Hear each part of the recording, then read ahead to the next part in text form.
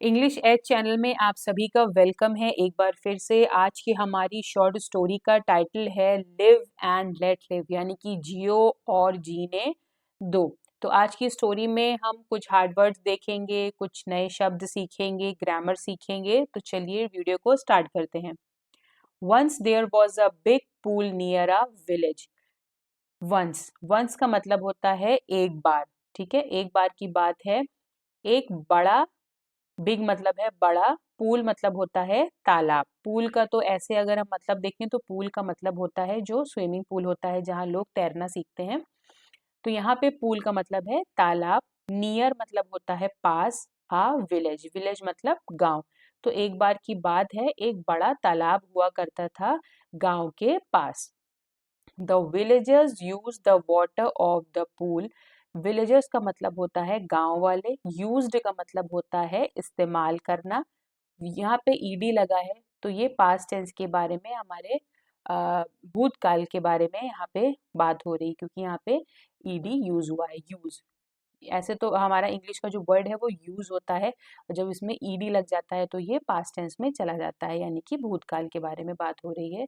The villager used the water, water मतलब पानी, of the pool for drinking. Drinking मतलब, drink मतलब पीना, आईएनजी लग गया, तो पीने के लिए।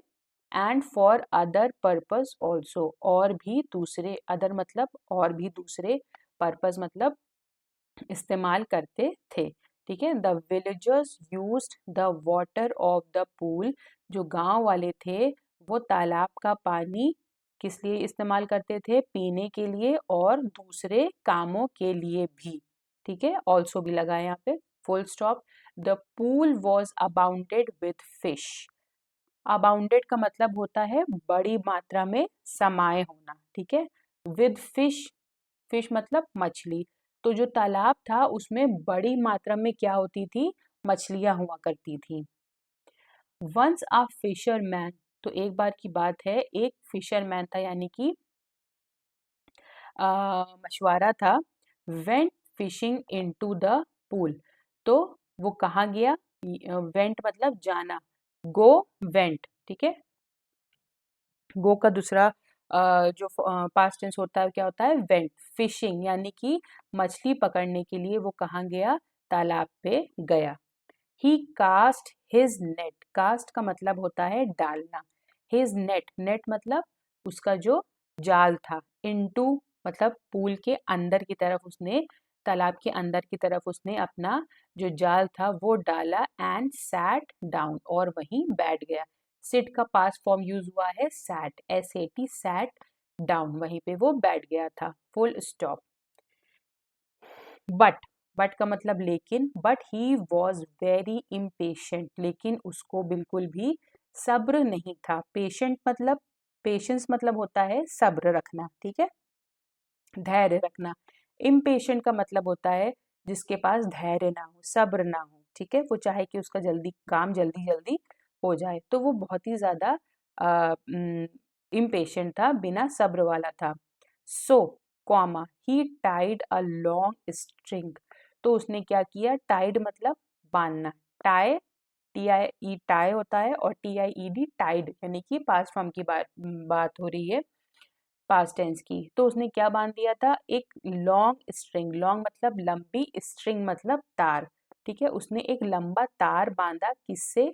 स्मॉल स्टोन, एक छोटे पत्थर से उसने एक लंबा तार बांध दिया, full stop. Then putting it into the pool, और फिर उसने उसको कहाँ डालना शुरू किया?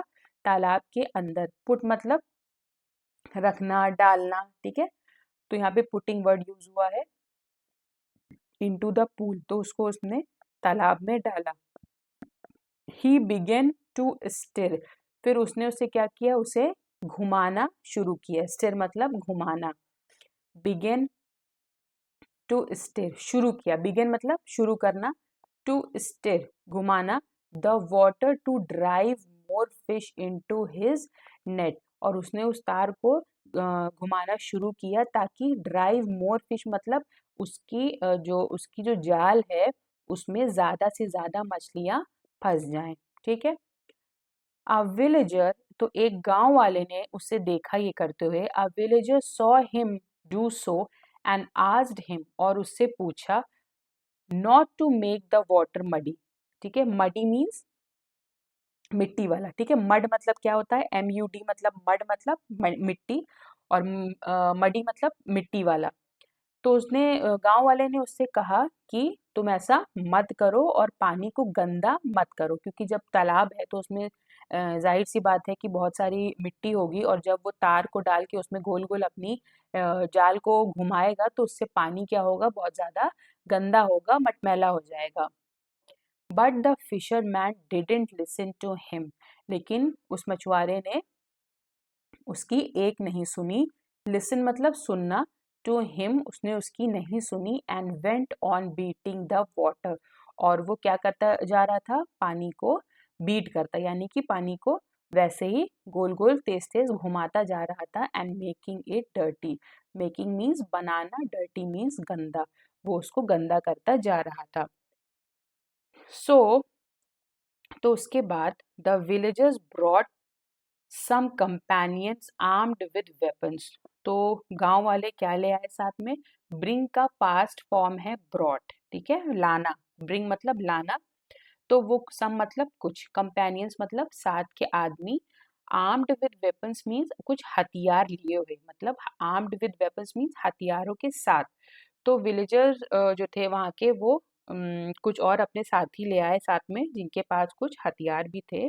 सीइंग देम, जैसे ही उसने उन्हें देखा, किसने, फिशरमैन ने जब विलेजर्स को देखा, द फिशरमैन गॉट स्केर्ड।